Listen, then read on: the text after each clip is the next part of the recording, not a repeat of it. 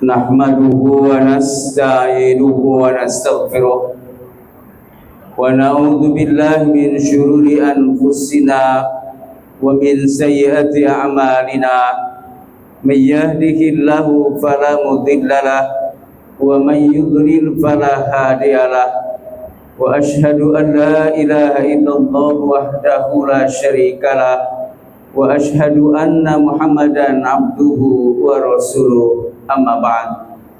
Qala Allah Ta'ala fi kitabihil karim. A'udzu billahi minasy syaithanir rajim. Ya ayyuhalladzina amanu taqullaha haqqa tuqatih wa la tamutunna illa wa antum muslimun. Ya ayyuhalladzina amanu attiqullaha wa attiqur rasul wa ulil amri minkum fa in tanazza'tum fi syai'in farudduhu ila Allahi war rasul in kuntum tu'minuna billahi wal yawmil akhir dzalika khairu wa ahsanu ta'wila. Wa qala Rasulullah sallallahu alaihi wasallam taraktu fikum amrayn lan tadillu ma tamassaktum bihima kitaballah wa sunnata nabi. Hadirin hadirat ikhwat iman, soimin dan soimat jamaah Masjid An-Nahl berdua yang saya hormati, sidang kuliah Ramadan dan sholat zuhur yang insya Allah dimuliakan Allah Subhanahu wa Ta'ala. Tak terasa hari berganti hari dengan cepatnya. Rasanya baru kemarin kita memulai ibadah Ramadan tahun 1446 Hijriah. Tak terasa ikhwat iman, sebentar lagi kita akan memasuki 10 terakhir di bulan Ramadan, di mana pada hari ini ikhwat iman kita sudah berada di hari yang ke-18.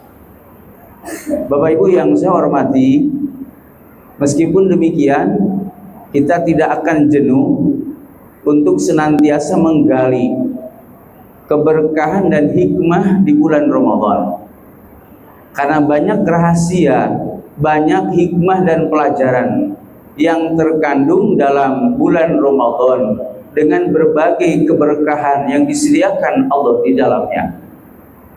Di antaranya ikhwatu iman, sebagaimana apa yang disabdakan oleh Rasulullah sallallahu alaihi wasallam dalam hadis riwayat Imam Ahmad dari sahabat Abu Hurairah, ketika beliau menyampaikan kabar gembira tentang akan datangnya bulan Ramadan 2 hari menjelang datangnya bulan Ramadan tahun kedua Hijrah.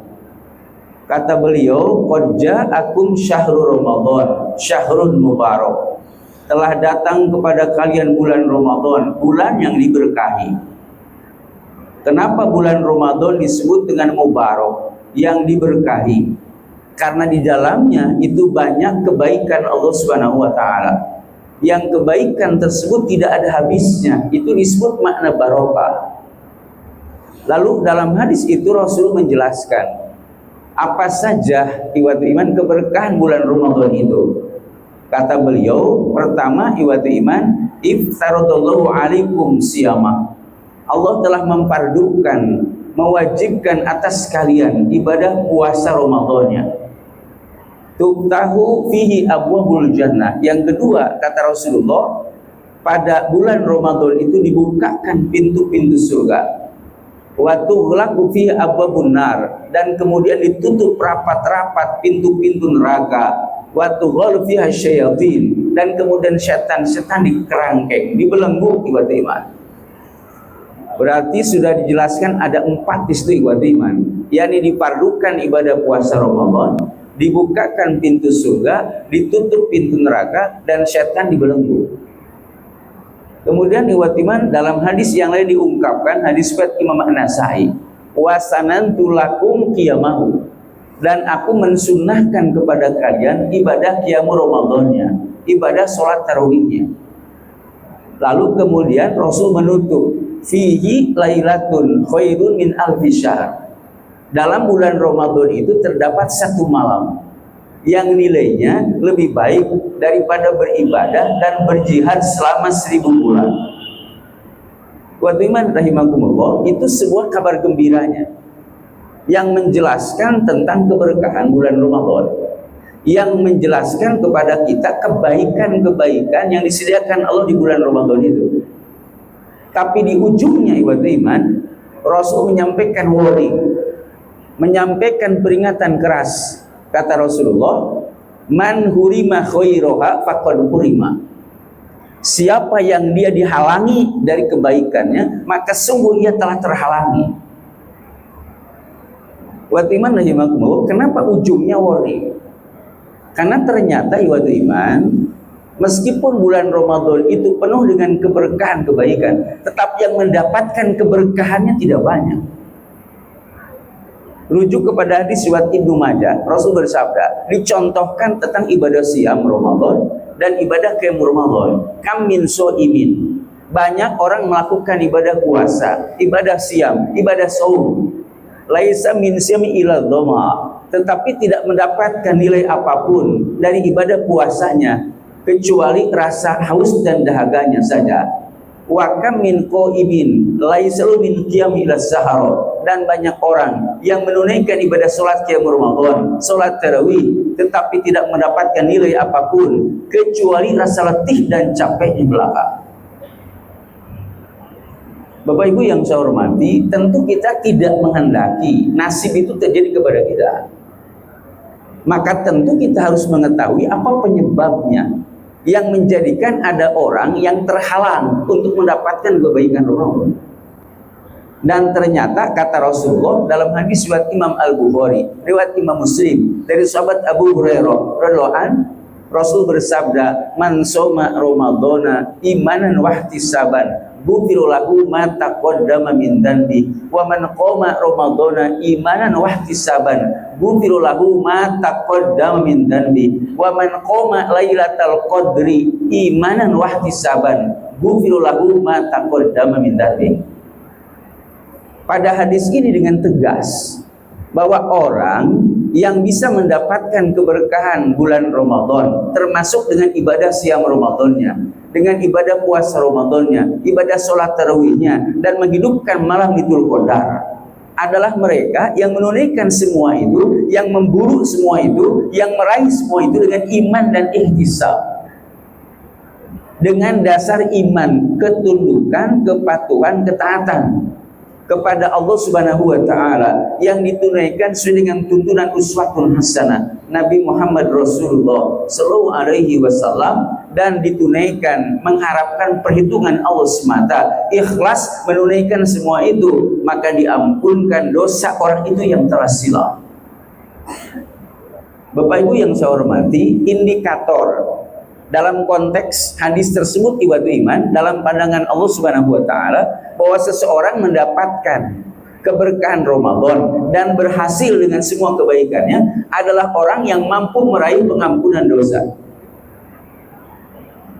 Dan Bapak Ibu yang saya hormati, bukan berarti orang itu mendapatkan pahala, tapi stressing, penekanan di situ ibadah iman yang paling utama dari semua keberkahan Ramadan adalah pengampunan dosa, bukan banyaknya pahala. Meskipun dijanjikan banyaknya pahala bahkan tanpa batas. Bapak Ibu yang saya hormati, karena yang namanya amal yang diterima itu akan mendapatkan dua konsekuensi, akan mendapatkan dua balasan. Yang pertama adalah mendapatkan pahala dari Allah, yang kedua pengampunan dosa. Setiap amal yang kita lakukan lalu diterima oleh Allah, maka pasti akan mendapatkan kita dua perkara itu. Nah, tetapi yang menarik ibadah, kenapa tidak disebutkan pahala tapi disebut pengampunan dosa?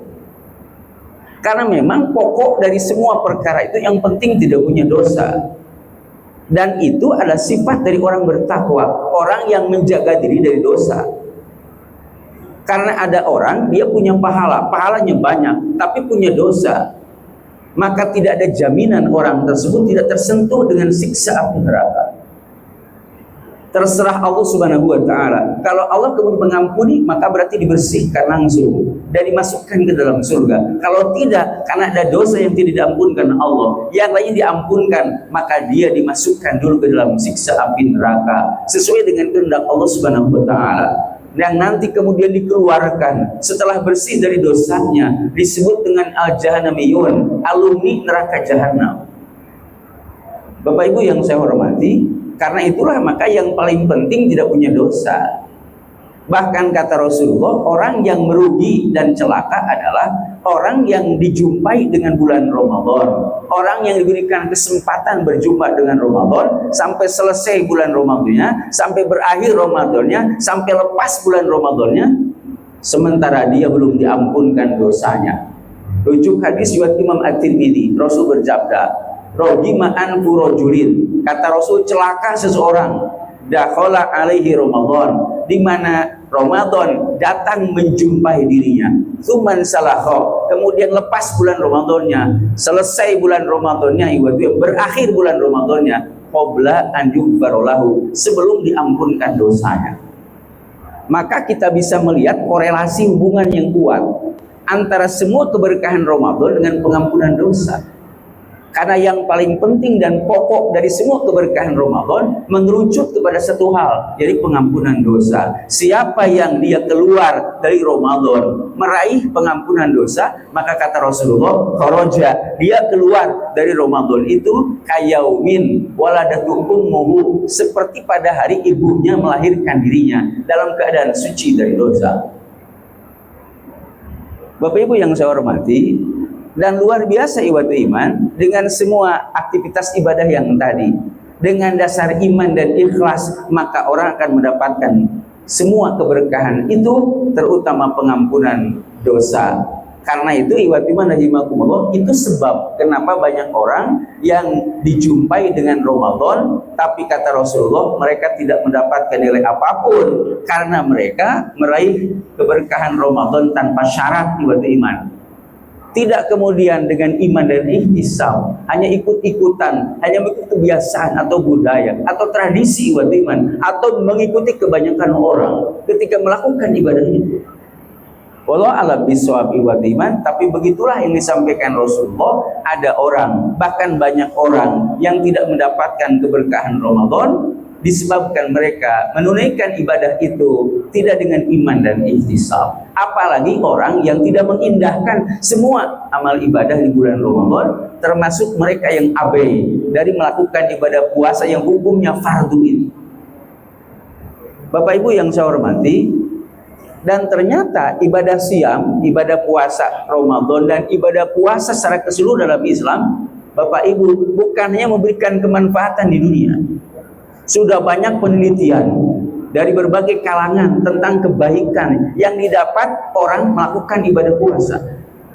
Dan itu merupakan bukti dari firman Allah, wa antasumu khairul lakum in kuntum ta'lamun. Berpuasa kalian itu lebih baik bagi kalian jika kalian mengetahuinya, jika kalian memiliki ilmunya. Jadi jangan diragukan lagi tentang kebaikan dari ibadah yang kita lakukan di bulan Ramadan. Yang penting adalah apakah kita meyakininya dengan benar dan kemudian membuktikan keimanan kita di bulan Ramadan dengan meraih semua keberkahan Ramadan dengan dasar iman dan ikhlas itu. Dan apa yang terjadi ibadah iman, kemanfaatannya bukan hanya di dunia, tetapi sampai di akhirat kelak. Bahwa ibadah siam, ibadah puasa nanti menjadi di antara perkara yang memberi syafaat di hari kiamat, yang menjadi penolong bagi orang yang selalu menjaga ibadah siamnya. Termasuk di dalamnya adalah Al-Quran. Rujuk hadis riwayat Imam Ahmad dari sahabat Abdullah bin Amr bin As, Rasul bersabda, "As-siyam wal Quran yashfa'ani," bahwa ibadah puasa dan Quran akan mensyafaati lil abdi, bagi seorang hamba, yaumal qiyamah, pada hari kiamat. Wadiman najimakumullah, kata Rasulullah, ibadah puasa dan Quran akan mensyafaati nanti di hari kiamat bagi seorang hamba. Lalu kata Rasulullah, wa yaqulu siyam, lalu kemudian ibadah puasa berkata, ai Robbi, ya Tuhanku, ya Allah, mana'tuhu at-ta'am wasyahawat bin nahar. Kata ibadah siam, aku telah mencegah hambamu itu dari makan dan syahwat di siang hari. Fasyafi'ni fi, maka izinkan saya untuk boleh meminta syafaat kepada engkau untuk hambamu yang menjaga ibadah siamnya itu. Maka iwatiman rahimakumullah wa yaqulu Quran, dan Quran juga berkata, ai Robbi, wahai Tuhanku, mana'tu an-naum bil-lail, aku telah mencegah hambamu itu untuk tidur nyenyak di malam hari karena membaca Al-Quran. Fasyafi'ni fi, maka izinkan saya untuk meminta syafaat kepada engkau untuk hambamu itu yang selalu bergaul dengan Al-Quran. Kata Rasulullah, ketika mereka berdua mengajukan begitu kepada Allah, fayusyaffa'an, maka mereka berdua ibadah puasa dan Quran diberikan izin oleh Allah untuk meminta syafaat kepada Allah untuk hambanya. Bapak Ibu yang saya hormati, saking sayangnya Allah kepada orang beriman, sampai-sampai ada perkara yang menjadikan orang beriman itu ditolong di hari kiamat. Supaya orang beriman tidak luput dari itu, sampai ibadah siam itu, ibadah iman, ada yang difardukan, yakni ibadah siam Ramadan. Agar orang beriman bisa mendapatkan, meraih itu menjadi syafaat di hari kiamat. Termasuk di dalamnya Al-Quran. Secara sengaja di bulan Ramadan, Allah memilih bulan Ramadan sebagai bulan di mana pertama diturunkan Al-Quran. Sebagaimana diungkap dalam Al-Quran surah Al-Baqarah 85. A'udzubillahi minasyaitonirrajim. Syahrul Ramadan alladzi unzila fil Qur'an hudan linnasi wa bayyinatin minal huda wal furqan. Bulan Ramadan di mana diturunkan di dalamnya yakni Al-Quran sebagai petunjuk bagi manusia dan penjelasan terhadap petunjuk itu, serta menjadi pemisah dan pembeda antara hak dan batil. Bapak Ibu yang saya hormati, ini lagi-lagi iwat iman menjelaskan keistimewaan tentang bulan Ramadan, bahwa di bulan Ramadan diturunkan Al-Quran. Yang dimaksud dengan turunnya Quran pada bulan Ramadan berdasarkan surah Al-Baqarah ayat 85 tersebut adalah turunnya Quran pada satu malam yang disebut dengan Lailatul Qadar, yang hal itu diungkapkan dalam surah Al-Qadar. A'udzubillahi minasyaitonirrajim. Bismillahirrahmanirrahim. Inna anzalnahu fi lailatul qadar. Sesungguhnya kami telah menurunkan Quran pada malam Lailatul Qadar. Ayat itu ibadah iman ditafsirkan, dijelaskan oleh para mufassir. Salah satunya adalah mufassir kalangan sahabat, yakni Abdullah bin Abbas atau Ibnu Abbas radhiyallahu anhuma. Beliau mengatakan, yang kemudian riwayatnya dinukil oleh para mufassir seperti Al-Hafidh Ismail bin Katsir dalam tafsir Ibnu Katsir ketika menafsirkan surah Al-Qadar. Ibnu Abbas berkata, anzalallahu Al-Quran, Allah telah menurunkan Al-Quran jumlatan wahidah, satu paket, dari surah Al-Fatihah sampai surah An-Nas. Allah telah menurunkan Al-Quran satu paket dari surah Al-Fatihah sampai surah An-Nas. Minalauhil mahfuz, dari Lauh Mahfuz ila Baitul Izzah minas sama'i dunya, ke Baitul Izzah dari langit dunia. Watiman rahimakumullah, itu diturunkan satu malam. Dan dimaksud dengan satu malam adalah turunnya Quran dari Lauh Mahfuz ke Baitul Izzah, dari Allah kepada malaikat Jibril di langit dunia. Bukan turunnya Quran kepada Nabi Muhammad Rasulullah SAW. Kenapa? Karena Quran yang diturunkan kepada Rasulullah itu selama kurang lebih 23 tahun. Karena itu kata Ibnu Abbas bahwa tsumma nazzal mufassalan. Kemudian Quran itu diturunkan kepada Nabi Muhammad. Iwat iman itu fi salasin wa ishrina sana. Pada durasi lamanya iwat iman selama kurang lebih 23 tahun. Itu Quran turun kepada Nabi Muhammad dari langit dunia kepada Rasulullah oleh malaikat Jibril.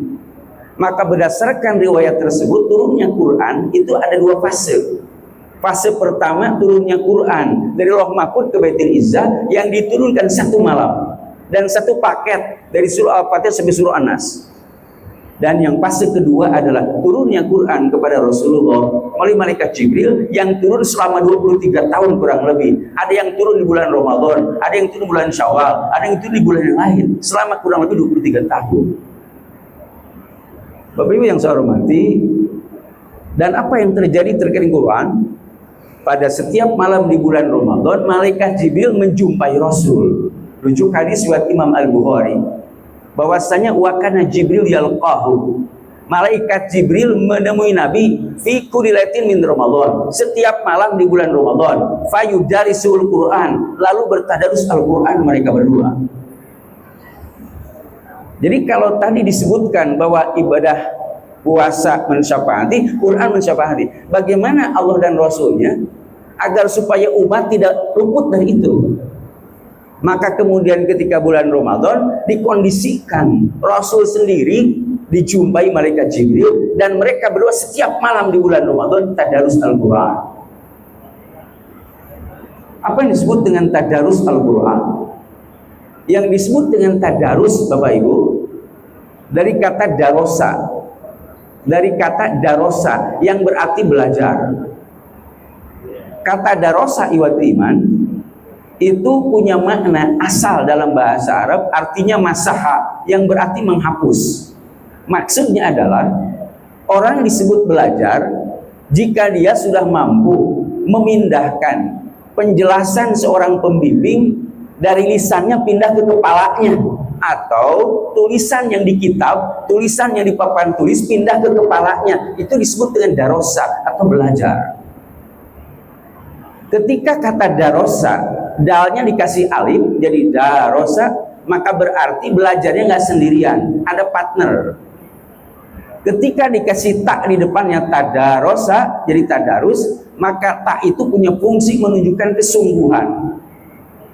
Maka kata tadarus iwatu iman adalah ketika dikaitkan kepada Quran, mempelajari Al-Quran dengan cara membaca Al-Quran ada pembimbing, atau iwatu iman dia membaca Al-Quran dengan benar. Sebab Al-Quran itu di dalamnya ada ayat yang tulisannya begini tapi bacanya tidak begini. Di Quran itu ada ayat tulisannya begini tapi bacanya begitu. Maka kalau ada orang baca Quran khotam sendirian, tidak punya pengetahuan tentang baca Quran yang benar, lalu tidak ada pembimbing, maka pasti bacanya ada yang salah. Karena itu maka belajar Al-Quran di malam bulan Ramadan merupakan pola agar umat Islam bisa mempelajari Quran dengan baik. Salah satunya baca Al-Quran yang benar. Rasul aja ada pembimbing malaikat Jibril. Yang kedua iwatu iman, yang dibaca itu pindah ke kepala, yang disebut dengan menghafal. Yang ketiga iwatu iman, bahwa kandungan Qurannya pindah ke kepala, dipahami, menjadi petunjuk bagi kita. Itu makna tadarus Al-Quran. Karena itu mulai bulan ini, bulan Ramadan ini sampai kemudian ke depan diubah pola ibadah iman tadarus Al-Quran. Bukannya khotam baca Al-Quran, tapi membacanya harus benar. Kalau tidak bisa harus ada pembimbing, sebagaimana diajarkan oleh Allah kepada Rasulnya oleh malaikat Jibril. Siapa yang bergaul dengan Quran dengan baik, maka dia bisa mendapatkan syafaat ibadah iman dari Al-Quran yang dia bergaul selama hayat masih dikandung badan.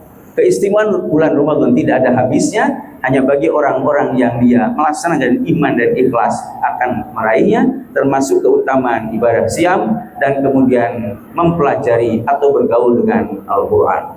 Selamat berjuang untuk membuktikannya, termasuk nanti di 10 akhir Ramadan menghidupkan malam Lailatul Qadar, menyambut ibadah Lailatul Qadar dengan doa yang diajarkan Nabi dalam hadis riwayat Imam Ahmad dari Aisyah radhiyallahu, Allahumma innaka afuwun tuhibbul afwa fa'fu anni, yang maknanya minta kepada Allah penghapusan dosa, bukan hanya pengampunan dosa tapi penghapusan dosa. Mudah-mudahan Allah Subhanahu wa taala memberikan kemudahan kepada kita semua untuk meraih semua keberkahan Ramadan tahun ini dan lebih baik daripada tahun-tahun yang silam. Amin ya mujibas sairin.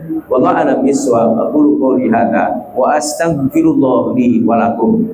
Rabbana ighfir lana dzunubana wa kaffir 'anna sayyi'atina wa tawaffana ma'al abrar.